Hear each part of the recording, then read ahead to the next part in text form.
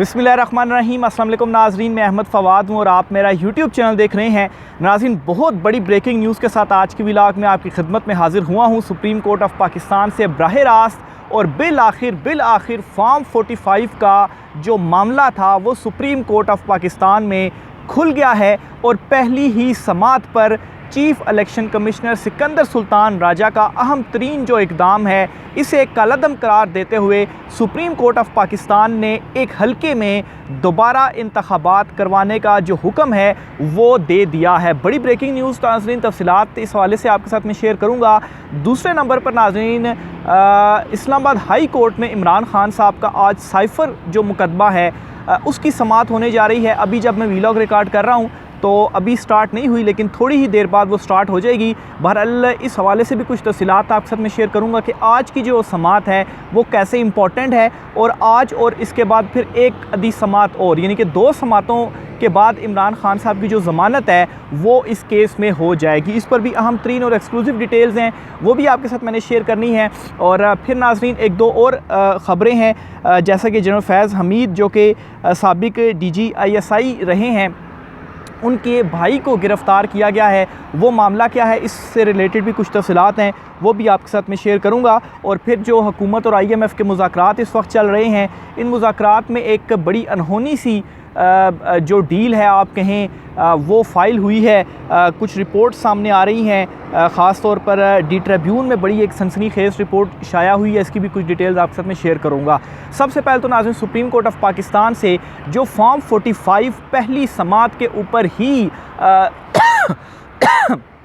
माफ़ कीजिएगा, पहली ही समाअत के ऊपर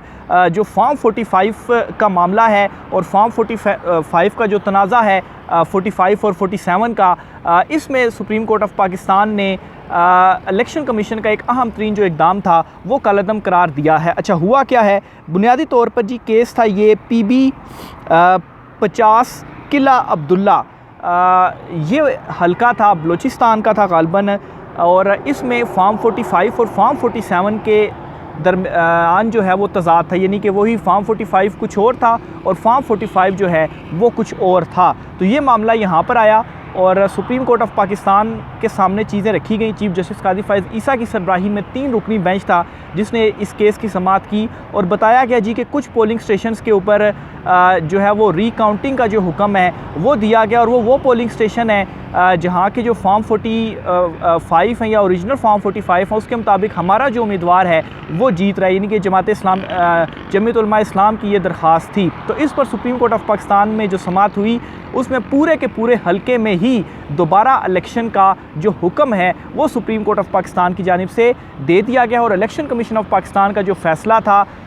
उस फ़ैसले को कलअदम करार दिया, उस इक़दाम को कलअदम करार दिया, और फॉर्म 47 जो है या फॉर्म 45 इनको मुस्तरद किया गया है। तो ये पहला केस था जो सुप्रीम कोर्ट ऑफ पाकिस्तान में पहुंचा, और पहली ही समाअत के अंदर ये बड़ा फ़ैसला सुप्रीम कोर्ट से सामने आया है। केस की मुकम्मल जो तफसीलात हैं, मेरी जो रिपोर्ट है वो मैं आपके सामने रखता हूँ, इससे मज़ीद आपको क्लियर हो जाएगा कि असल में जो केस की सारी डिटेल्स हैं वो हुआ क्या। सुप्रीम कोर्ट ने बलूचिस्तान के हल्का PB 50 किला अब्दुल्ला में दोबारा इंतखाबात का हुक्म दे दिया है। चीफ जस्टिस ने कहा कि अदालत बैठकर 400 इलेक्शन केसेस नहीं सुन सकती, फरीकैन रजामंद हैं तो पूरे हल्के में दोबारा पोलिंग करवा देते हैं। इलेक्शन कमीशन आइन और कानून के मुताबिक शफाफ पोलिंग यकीनी बनाए। चीफ जस्टिस कादी फ़ैज़ ईसा की सरबराही में 3 रुकनी बेंच ने इस केस की समाअत की। जो दरख्वास्त गुजार के वकील थे उन्होंने मौक़िफ़ अपनाया कि उनके मोकिल ज़मुर्द खान ने हलफ भी उठा लिया था। इलेक्शन कमीशन ने नोटिफिकेशन मुअत्तल कर दिया। इलेक्शन कमीशन की मखसूस पोलिंग स्टेशंस पर 99% टर्न आउट मशकूक करार देने की दलील काबिल कबूल नहीं है। हल्के में कई पोलिंग स्टेशंस पर जो टर्न आउट था वो 99% था, लेकिन वहाँ पर दोबारा वोटिंग का जो हुक्म है वो इलेक्शन कमीशन ऑफ पाकिस्तान की जानिब से नहीं दिया गया। पोलिंग स्टेशन से जिन पोलिंग स्टेशन से मेरा मोकल कामयाब हुआ, सिर्फ वहाँ पर रीपोलिंग का हुक्म दिया गया है। ANP के ज़मुर्द खान ने इलेक्शन कमीशन का हुक्म जो है वो चैलेंज किया था, और वकील JUI ने कहा कि जहाँ ज़मुर्द खान जीते वहाँ फॉर्म 45 और फॉर्म 47 में तजाद है, जिस पर चीफ जस्टिस ने कहा कि अदालत को इतनी बारीकियों में ना लेकर जाएं, ट्रिब्यूनल बन चुके हैं, अपीलें वहाँ दायर करें, अदालत बैठकर 400 इलेक्शन केसेस नहीं सुन सकती, फरीकैन रजामंद हैं तो पूरे हलके में दोबारा पोलिंग करवा देते हैं। सुप्रीम कोर्ट ने इलेक्शन कमीशन का सिर्फ 6 पोलिंग स्टेशंस पर दोबारा वोटिंग का हुक्म कालअदम करार देते हुए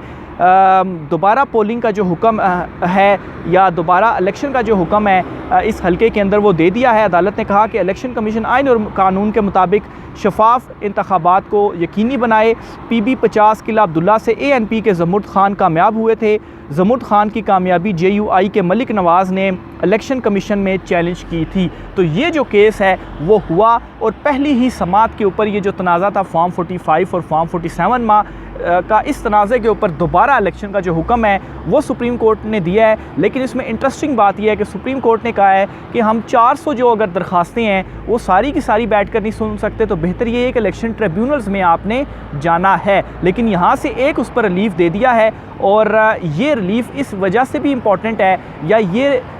जो इलेक्शन कमीशन का हुक्म मुस्तरद कालअदम करार दिया गया ये इस वजह से भी इम्पॉर्टेंट है कि जो फॉर्म 45 और फॉर्म 47 का तनाज़ा है वो इतना हल्का नहीं है कि इलेक्शन ट्रिब्यूनल उसको जो है वो अपीलें अगर रिजेक्ट करें या वहाँ पर दोबारा रिकाउंटिंग या ये वाला जो मामला है इस मामले के ऊपर पर्दा नहीं पड़ सकता। और इलेक्शन ट्रिब्यूनल से जो फ़ैसले आएंगे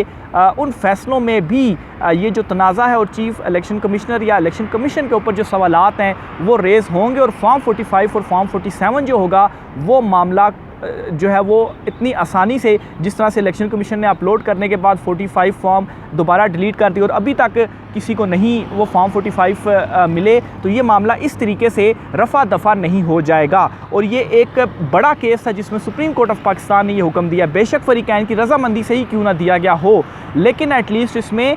एक्सेप्ट किया गया है मौक़िफ़ को और इस वजह से ही दोबारा इंतखाबात का इस हल्के में जो हुक्म है वो दिया गया है। तो बहरहाल फॉर्म 45 का जो मामला है वो अब देखें ट्रिब्यूनल्स में जब खुलता है तो वहाँ पर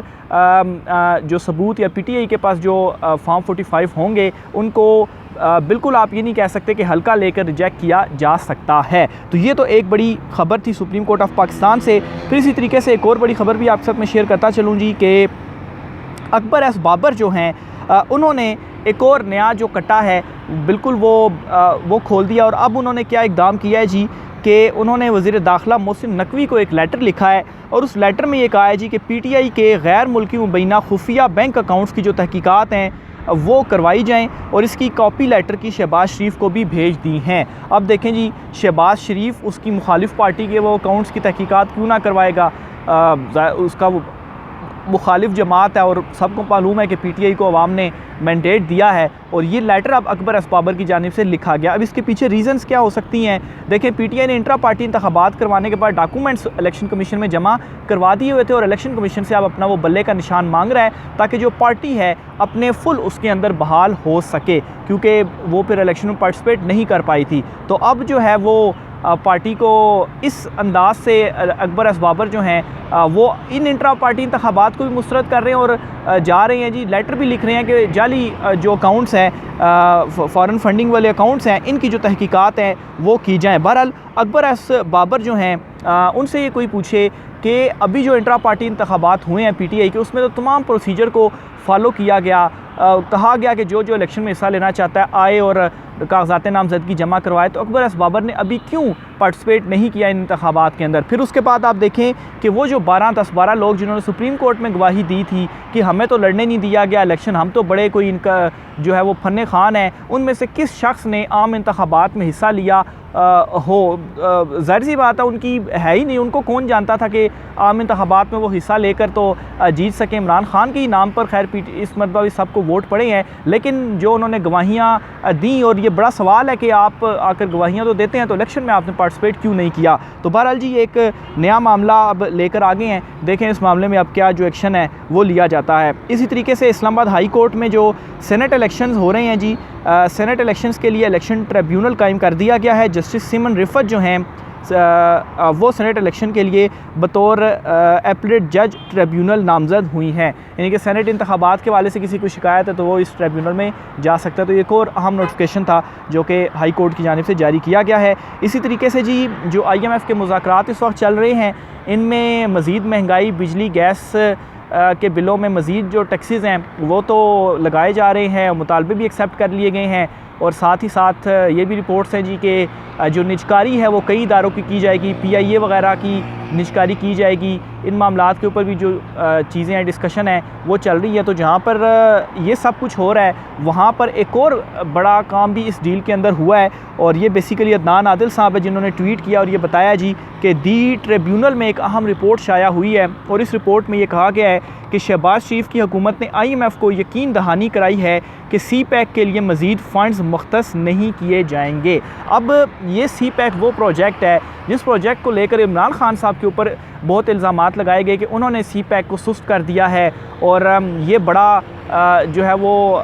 ऐसा प्रोजेक्ट था पाकिस्तान के लिए जो पाकिस्तान की माशत को बड़ा सहारा दे सकता था। लेकिन इमरान खान जो हैं वो इसमें कुछ ज़्यादा इंटरेस्टेड नहीं हैं, और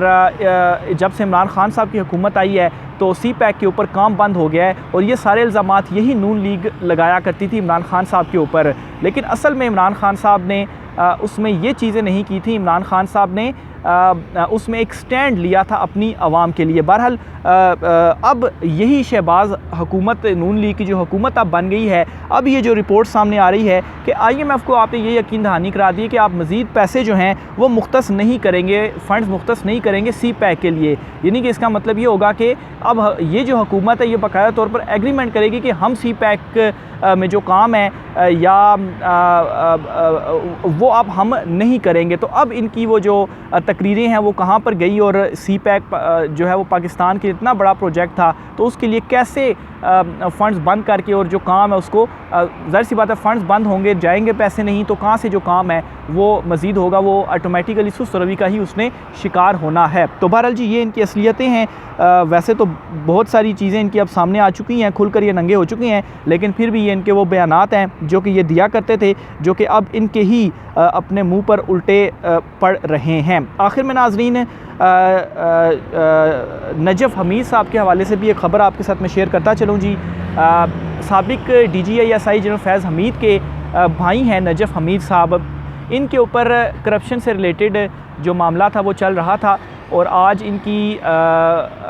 अदालत से जो ज़मानत थी वो मुस्तरद हुई है, और ज़मानत मुस्तरद होने पर एंटी करप्शन की जानिब से इन्हें गिरफ़्तार किया गया है, और गिरफ़्तार करने के बाद वहीं चकवाल का ही कोई थाना बताया जा रहा है, वहाँ पर इन्हें मुंतकिल किया गया है। बहरहाल इसी दौरान इनके हवाले से ये इतला भी गर्दिश करती रही है जी कि इस दौरान इन्होंने कोई फ़रार होने की कोशिश की और ये फ़रार होने में कामयाब भी हो गए,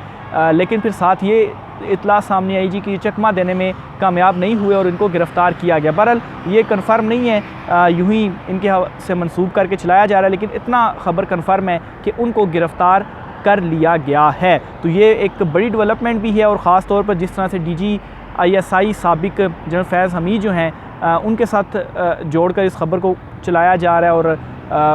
चूँकि उनके ये भाई हैं तो ज़ाहिर सी बात है इस वजह से भी इस ख़बर को काफ़ी उठाया भी जा रहा है कि ये ख़बर है जी कि उनको गिरफ़्तार कर लिया गया है। बहरहाल उनकी गिरफ़्तारी हो चुकी है। आखिर में हाई कोर्ट में जो डेवलपमेंट्स हुई हैं आपको बताता चलूँ जी कि साइफ़र का जो केस है इसमें आज पाकिस्तान तहरीक इंसाफ के जो रहनुमा हैं वो पहुंच चुके हैं, क्योंकि अलीमा खान साहिबा की जानिब से लास्ट समात में ये कहा गया था जी अपने वीडियो पैगाम में कि सारे पहुंचे इमरान खान साहब की इस समात में। इस समात में आज मेरिट के ऊपर जो दलाइल है वो दिए जाने हैं, इमरान खान साहब के वकील ने देने और FIA जो प्रोसिक्यूटर हैं उन्होंने दलाइल देने हैं। लास्ट समात में ये हुआ था जी कि FIA प्रोसिक्यूटर ने मेंटेनेबिलिटी पे एतराज़ किया था और कहा था जी कि दरख्वास्त ही काबिल समात नहीं है, क्योंकि इमरान खान साहब अपील में आ ही नहीं सकते थे इस केस के अंदर, ये ऑफिशियल सीक्रेट एक्ट के तहत मुकदमा है तो अपील का राइट ही नहीं है। लेकिन अदालत ने ये आर्गूमेंट्स उनके सुने, आर्गूमेंट्स सुनने के बाद उन आर्गूमेंट्स को रिजेक्ट कर दिया और दरख्वास्त को काबिल समात करार दे दिया। जस्टिस मियां गुल हसन औरंगज़ेब और चीफ जस्टिस आमिर फ़ारूक साहब, ये दो रुकनी बेंच है जो कि इस केस की समात कर रहा है। अभी जब मैं वीलॉग रिकॉर्ड कर रहा हूँ तो आगाज़ नहीं हुआ, लेकिन कुछ ही मिनटों के बाद आप कहें कि आगाज़ हो जाएगा तो काफ़ी देर ये चलेगी, घंटा 2 घंटा। तो इसकी जो भी डिटेल होंगी नेक्स्ट वीलॉग में मैं आपके साथ शेयर करूँगा। लेकिन